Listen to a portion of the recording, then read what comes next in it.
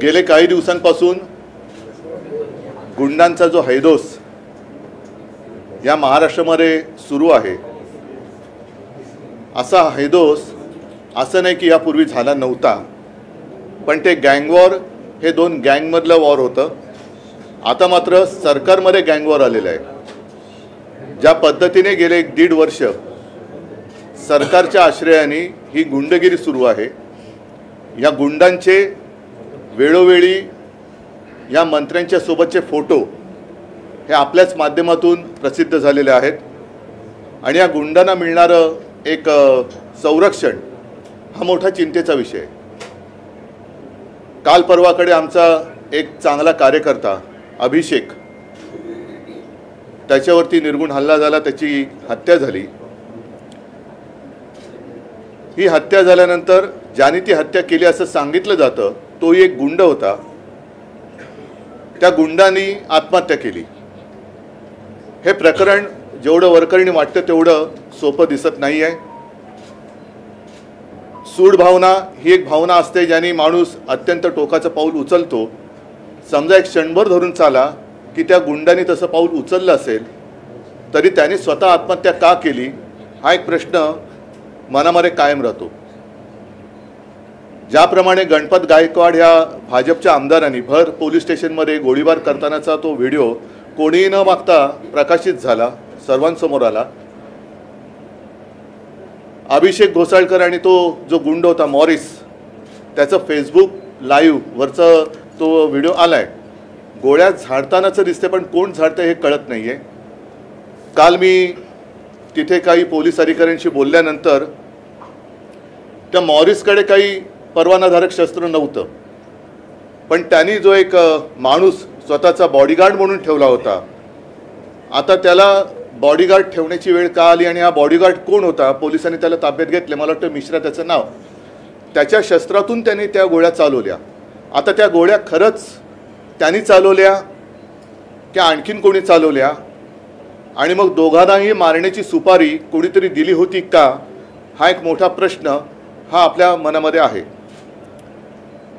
आम्ही राज्यपालांकडे काही जाणार नाही आहोत, कारण पूर्वीचे राज्यपाल होते ते एकदम जास्तच कर्तव्यदक्ष होते आणि त्या कर्तव्यदक्ष म्हणजे ते कोश्यारी, त्यांच्याच बरोबर या गुंडाचा फोटो आहे त्याचा सन्मान करताना. आणि असे जर का राज्यपालांच्या हातनं गुंडांचे सत्कार त्यांची पार्श्वभूमी न होता होत असतील तर कोणाकडे दाद मागायची, कोणाकडे न्याय मागायचा.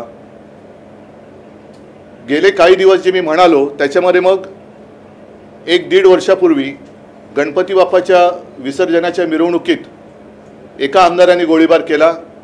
त्याच्यावरती कोणती कारवाई झाली नाही. त्याला कदाचित क्लीन चिट पण दिली असेल. जिथे ही घटना घडली बोरिवली दहिसर भागात, तिथल्याच बाजूच्या आमदाराच्या मुलांनी एका बिल्डर पुत्राचं अपहरण केलं होतं, त्याच्यावरती काही कारवाई झाली नाही. खुलेआम ठाण्यामध्ये सुद्धा एका तरुणीवरती गाडीत चढवून तिला जीवे मारण्याचा प्रयत्न झाला होता. तो सुद्धा भाजपचा कार्यकर्ता म्हटल्यानंतर त्याच्यावर कारवाई झाली नाही. कालच पुण्यामध्ये निखिल वागळे, विश्वंभर चौधरी, असीम सरोदे, म्हणजे ज्या असीम सरोदेनी अत्यंत उत्तमरित्या ह्यांचं जे काही एक बेबंदीशाही चाललेली आहे, सर्वोच्च न्यायालयाचे सगळे जे काही नियम आहेत त्यांनी जी काय आखून दिलेली चौकट होती ती धाब्यावरती बसवून ह्या लवादाने जो काही निर्णय दिला त्याचं वस्त्रहरण असीम सरोदेनी अत्यंत उत्तम पद्धतीने केलं. या तिघांवरती काल जीवघेणा हल्ला केला. अचानक हल्ला तो झालेला नव्हता. भाजपच्या गुंडांनी त्यांना धमकी दिली होती. पोलिसांनी ह्यांना अडवून ठेवलं होतं.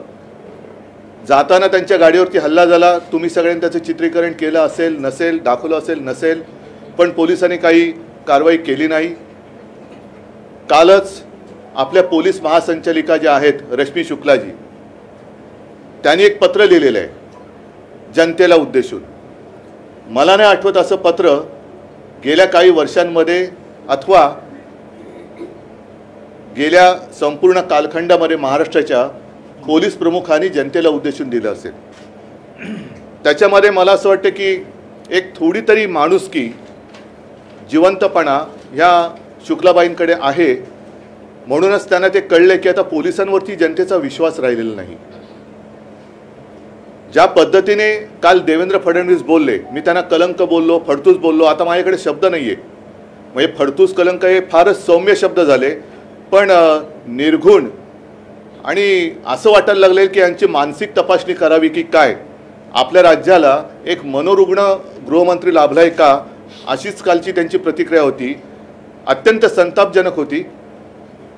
साहजिकच आहे, हे सगळे कायद्याचे धिंडवडे निघाल्यानंतर तो जो मंत्री असतो त्या मंत्र्याला जबाबदार धरलं जातं आणि त्या मंत्र्याकडनं कारभार नीट होत नसेल तर एक मुख्यमंत्री, आता मुख्यमंत्री म्हणजे तुम्हाला कल्पना आहे ते स्वतः गुंडाला पोचतात असं अशीच माहिती आहे. त्यांना दूर करायला पाहिजे. पण यांच्यामध्ये कोणाकडेही एकमेकाकडे बोटं दाखवण्याची हिंमत नाही, कारण प्रत्येकजण स्वतःचं झाकून तर ठेवतातच आहेत आणि दुसरीकडे वाकून बघण्याची सुद्धा तसदी घेत नाही आहेत. पण फडणवीस जे बोलले की उद्या एखाद्या गाडीखाली कुत्रा आला, कुत्र्याचं पिल्लू, मला वाटतं त्यांनी श्वान शब्द वापरला. श्वान म्हणजे नुसता श्वान म्हणजे संस्कृत शब्द वापरला म्हणजे सुसंस्कृत होत नाही. संस्कृत शब्द वापरला म्हणजे अरे काय सुसंस्कृत आहे. हा सुसंस्कृत नाही आहे, हा निर्ढवलेला निर्गुण मनाचा, अत्यंत निर्दयी मनाचा गृहमंत्री आहे. तुम्ही गृहमंत्री म्हटल्यानंतर अगदी राज्यातल्या कुत्र्याच्या काय सर्व प्राण्यांच्या जीवाची जबाबदारी ही तुमच्याकडेच येते. माणसांच्या जबाबदारीची तर वेगळीच बात आहे. तर एक हत्या होत असताना तुम्ही त्याची बरोबरी श्वानाबरोबर करता. म्हणजे तुमच्या शेपट्या तुम्ही दिल्ली शोरांसमोर हलवताय ते वेगळं, तिकडे तुम्ही श्वान आहात का कुत्रे आहात का आणखीन दुसरा कोणतरी शेपूटवाला आहात हे लोकांनी आता तुम्हाला ओळखलेलं आहे. आणि एकूणच गुंडगिरी काही करा, खून खराबा झाला तरी काही करू, घाबरू नका. आणि मला ती एक जाहिरात आठवली, ती मेलेडीची होती ना, मेलेडी खाओ खुद जान जाओ, तसं आता आहे भाजप में आओ सब भूल जाओ. ही मोदी गॅरंटी आहे. ही गुंडांसाठी मोदी गॅरंटी आहे. दहशतवादी जे इकडे तिकडे फिरत आहेत त्यांच्यासाठी मोदी गॅरंटी आहे. पण पोलिसांना मला एक हात जोडून नम्र विनंती करायची आहे. मी स्वतः मुख्यमंत्री होतो आणि प्रत्येक वेळेला जेव्हा जेव्हा पोलिसांवरती आरोप झाले तेव्हा मी खंबीरपणाने माझ्या महाराष्ट्र पोलिसांच्या मागे उभा राहिलो होतो. याचं कारण पोलीस हे त्यांना जर का आपण मोकळा हात दिला, त्यांचं काम करायला मोकळा हात दिला तर अप्रतिम काम करतात. आत्तासुद्धा त्यांना जर का मोकळा हात दिला तर ते हे सगळे गुंड आहेत ते 24 तासाच्या आत तुरुंगात टाकू शकतील. आणि गुंडांवरती एक जरब पोलिसांची पाहिजे, कायद्याची पाहिजे, ते ती बसवू शकतात. मात्र जर सरकारच गुंडांच्या मागे राहिलं उभं, पोलिसांच्या मागे उभं राहायच्या ऐवजी, तर हे खून खराबे हे असेच वाढत जाणार आहेत. आणि म्हणून मला असं वाटतं आम्ही राज्यपालांकडे जात नाही, कारण राज्यपालांकडनं आम्हाला कोणतीही अपेक्षा नाही. मुळामध्ये राज्यपाल पद यापुढे ठेवावं की न ठेवावं हाच आता प्रश्न निर्माण झालेला आहे. आणि त्याच्यासाठी जसं आम्ही गेल्या महिन्यामध्ये जो एक जनता न्यायालय हा एक प्रकार केला आणि सगळं जे काय थोतांड होतं हे जनतेसमोर आणलं, तसंच आम्ही तुमच्या माध्यमातून ह्या सरकारची बरखास्तीची मागणी करत आहोत. ह्या राज्यामध्ये राष्ट्रपती राजवट लागू करा आणि ताबडतोबीने निवडणुका घ्या, ही आमची आग्रही मागणी आहे. सर्वोच्च न्यायालयाला सुद्धा माझी जाहीर विनंती आहे की तुम्हीच एक आता शेवटच्या आशेचे किरण राहिलेले आहात. हे सरकार घटनाबाह्य आहे हे तुम्ही सांगून आता या मे महिन्यामध्ये एप्रिलमध्ये 1 वर्ष होईल, तरीसुद्धा हे घटनाबाह्य सरकार इकडे चालू आहे. हे घटनाबाह्य सरकार या महाराष्ट्रात राज्य करताना या सरकारचा कोणताही कारभार किंवा कारभारावरती वचक राहिलेलं नाही, त्यांना कारभार करता येत नाही आहे. म्हणून सर्वोच्च न्यायालयाला सुद्धा मी विनंती करतो की आपण ताशेरे मारलेत, यांना झापल्यानंतर सुद्धा शहाण्याला शब्दाचा मार पुरेसा असतो, पण यांना शब्दाचा मार पुरेसा होत नाही. तर न्यायालय हे न्यायालय राहिलं पाहिजे, त्याचं झापालय होता कामा नये. म्हणजे नुसतं झापलं आणि सोडून दिलं असं होणार नाही, कारण ह्यांना आता ते शब्दाच्या माराच्या पलीकडे गेलेत. कृपा करा, आपण एक शेवटची आशा आहात, आम्हाला लवकरात लवकर या आमच्या बाबतीत निकाल द्या, जनतेला आणि लोकशाहीला वाचवा, न्याय द्या. मी सर्वोच्च न्यायालयाला सुद्धा हात जोडून विनंती करतो आहे. मला खात्री आहे की माझं जे काही एक तळमळ आहे ती सर्वोच्च न्यायालय आपल्या माध्यमातून पाहिल आणि लवकरात लवकर आम्हाला न्याय देईल आणि या देशातली लोकशाही वाचवेल. आणि ती वाचवल्यानंतर मात्र जनता जी आज उद्विग्न अवस्थेमध्ये आहे, संतापलेली आहे, ती तिचं कर्तव्य बजावेल. आणि जनतेचा न्यायालयाचा जो निकाल आहे ती आपली जनता या निवडणुकीत दिल्याशिवाय राहणार नाही, ह्याचा मला दृढ आत्मविश्वास आहे. जे काही चालले हे नुसतं काल अभिषेकवरती हल्ला झाला, त्याच्या आधी आणखीन गणपत गायकवाडनी असं नाही आहे. तर याच्या पुढच्या सगळ्या आपल्या पिढ्या आणि पुढचं भवितव्य या गुंडांच्या हाती देणार आहात का, हा प्रश्न मी तमाम माझ्या महाराष्ट्रातल्या जनतेला, बांधवांना, भगिनींना आणि मातांना करतो आहे. आणि मला खात्री आहे की जसं करोनाच्या काळामध्ये महाराष्ट्रातल्या जनतेने मला कुटुंब प्रमुख म्हणून जे जे मी काही सांगितलं ते ऐकलं, तसंच याही बाबतीत, कारण तो करोना होता त्याचा आपण सामना केला. हा एक वेगळा विषाणू आपल्या मतांमुळेच फोफावला आहे. त्यावेळेला मास्क घालणं हा एक त्याच्यावरचा उपचार होता. आता यांना मत न देणं हा त्याच्यावरचा एक मोठा उपचार आहे. आणि ते माझे मतदार, महाराष्ट्रातले मतदार खात्रीपूर्वक करतील ही मला आशा है. सरकार को बर्खास्त करने की मांग की, क्या वजह है, किन मुद्दों का? मैंने अभी सारी बातें कही ना. पिछले साल 1.5 साल से जो गुंडागर्दी चल रही है, खुलेआम हत्या हो रही है, पुलिस कुछ कर नहीं रही. और इसलिए नहीं कर रही क्योंकि उनके ऊपर एक प्रेशर है.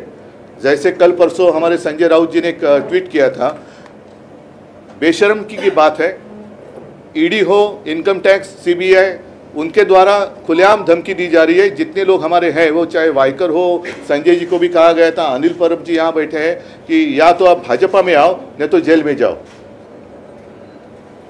और वहाँ भी अगर ना माने तो जैसे हमारे अभिषेक घोसाळकर जी गए, वैसे कुछ दिन पहले आपको याद होगा सुधीर मोरे, अचानक उनका देह त्या रेल्वेच्या रुळावरती सापडला, काही नाही, केस बंद. तसंच आता जिसने मारा और उसने खुदकुशी की, केस बंद हो जाएगी. लेकिन क्या इसके पीछे और किसी का हाथ था या नहीं था?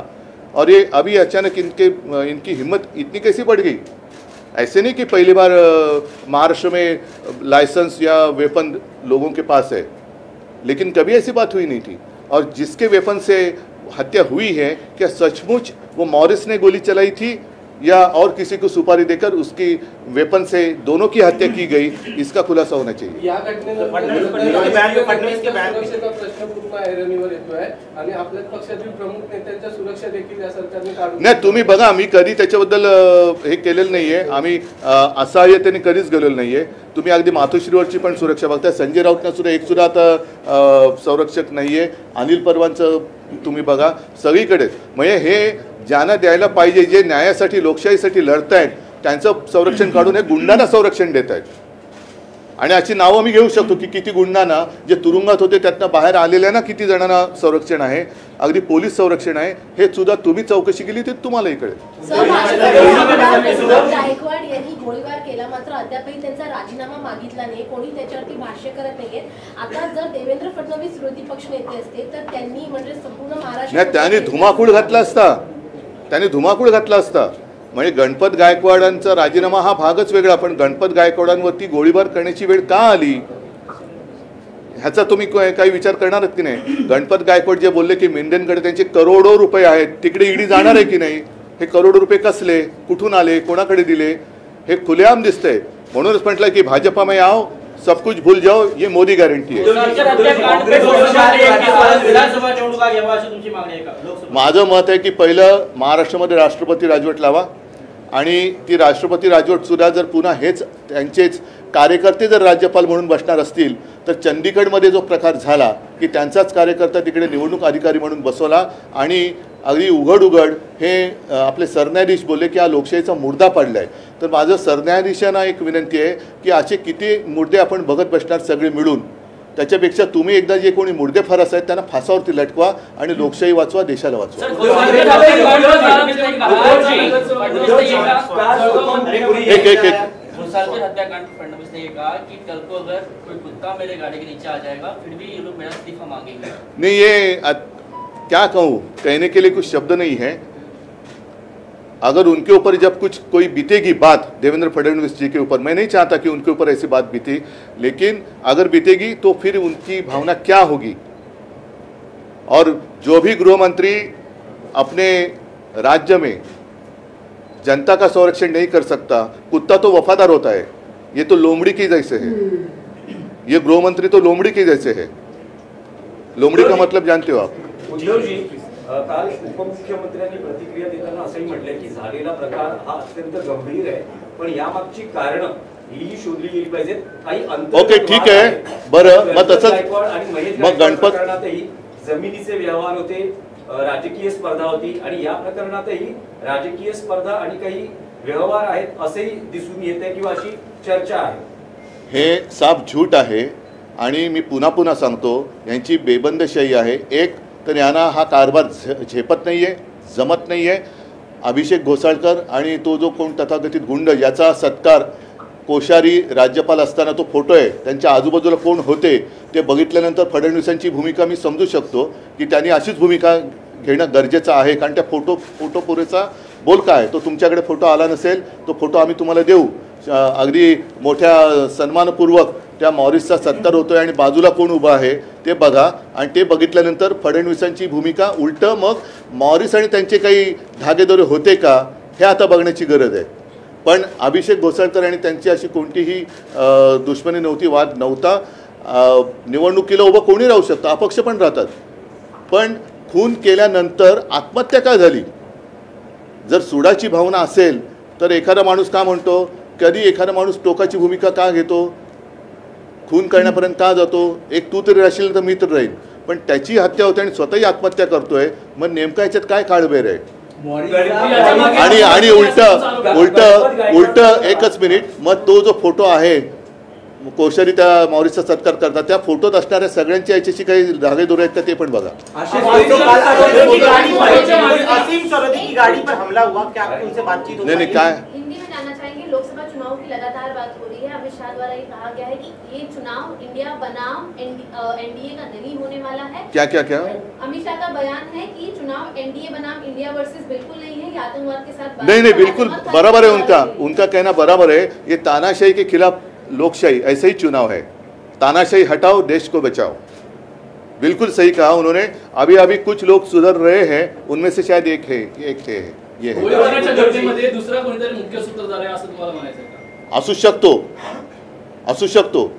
कारण ही केस वाटते तेवढी सोपी दिसत नाही आहे की नुसतं त्यांनी गोळ्या घातल्या आणि स्वतःला गोळी घालून घेतली हे एवढं काही सोपं नाही आहे. कारण जवळून जर का त्याला गोळी घातली जाऊ शकते. जे अगदी सुपारी किलर असतात ते जवळनच गोळ्या घालतात. तसं त्याला मॉरिसला घातली असेल कोणीतरी. फुटेज बाहेर आलं, तुमची मागणी आहे का या प्रकरणातलं सीसीटीव्ही फुटेज? ते आलं ना थोडंसं बाहेर, पण त्याच्यामध्ये ते पूर्ण नाही आलेलं. गणपत गायकवाडच्या याच्यामध्ये कोणी तुम्ही मागितलेलं का फुटेज? नव्हतं. आमचं निवडणुकीच्या वेळेचं अंतर्गत निवडणुका झाल्या त्याचं फुटेज कोणी मागितलं नव्हतं, तरीसुद्धा यांनी निकाल दिला. मग हे फुटेज आम्हाला बाहेर काढावं लागलं. हे एका काही तासामध्ये हे फुटेज बाहेर आलं, कारण ते त्यांच्या सोयीचं होतं. आता ह्याच्यामध्ये संपूर्ण फुटेजमध्ये मॉरिस त्यांना गोळी घालताना असं फुटेज नाही आहे. गोळ्या जात्या तो अभिषेक बिचारा जखमी होऊन पडलाय हे कळतंय. आणि मॉरिस आत्महत्या करतानाचं फुटेज आहे का? मला असेल नाही मॉरिस आत्महत्या करतानाचं फुटेज असेल तर ते यावं, म्हणजे याच्यावरती काय तो निकाल लगेल. जे विरोधी पक्षाने आरोप केलेला आहे पक्षनेत्यांनी की जे प्रवक्ते आहेत ते प्रवक्ते या हत्येच्या मागे असण्याची शक्यता आहे. मला नाही पुरुष असेल किंवा महिला, मला नाही माहित. त्यांनी संजय राऊत वारंवार एक्सपोज करत असंख्य असं गुंडांचे फोटो आज पण दिले त्यांनी टाकत आहे, मात्र त्यांच्यावर अजून कारवाई का होत नाही? कारवाई कारण ही कोणाची गॅरंटी तुम्हाला कळले? गुंडगिरी करा काही करा, आम्हाला 400 पार व्हायचे. 400 पार करणारे तुम्ही जरी खुनी बलात्कारी असलात तरी आम्हाला चालेल, पण आम्हाला 400 पार करा नाही या हमारी पार कर दो, ये मेरी गॅरंटी है. कुछ नहीं होगा. या ज्या घटना घडतात अलीकडच्या काळात गुंडांना बहुतांश राजकीय पक्षांकडून जो राजाश्रय मिळतोय तो कारणीभूत आहे असं तुम्हाला वाटत नाही? असू शकेल, परंतु जे गुंड जे आहेत ते कोणाच्याही पक्षात असोत त्यांना राजाश्रय मिळता कामा नये. आणि जर त्यांना राजाश्रय जर का एवढी वर्ष झाल्यानंतर अचानक या गुंडाने एवढी हिंमत कशी आली? राजाश्रय मिळणं हा एक भाग झाला आणि हिंमत मिळणं हा अधिक एक वेगळा भाग झाला. यांना एवढी मस्ती कशी आली की काही जरी केले, खून पाडले तरी आमचं काहीच बिघडू शकत नाही, ही गॅरंटी त्यांना कोणी दिली? मुख्यमंत्री ट्विट करत त्याला प्रत्युत्तर देतात, मात्र आता काय त्याच्यावरती भाष्य केल्यावर मुख्यमंत्री ट्विट करत किंवा बाईट देऊन त्यांना ट्विट शिवाय दुसरं येतच नाहीये. ते ट्विट ते बोलू शकत नाही आणि त्यांना ट्विट करण्याशिवाय दुसरं काहीच येत नाही. त्यांच्याकडे जेव्हा मजकूर लिहून येतो तेव्हाच ते बोलू शकतात किंवा काहीतरी ट्विट करू शकतात. पण जोपर्यंत त्यांच्याकडे मजकूर येत नाही तोपर्यंत ते काही बोलू शकतात.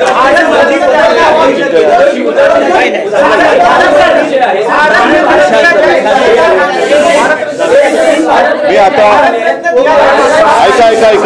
ऐका एकच मिनिट. अरे जरा एकच मिनिट.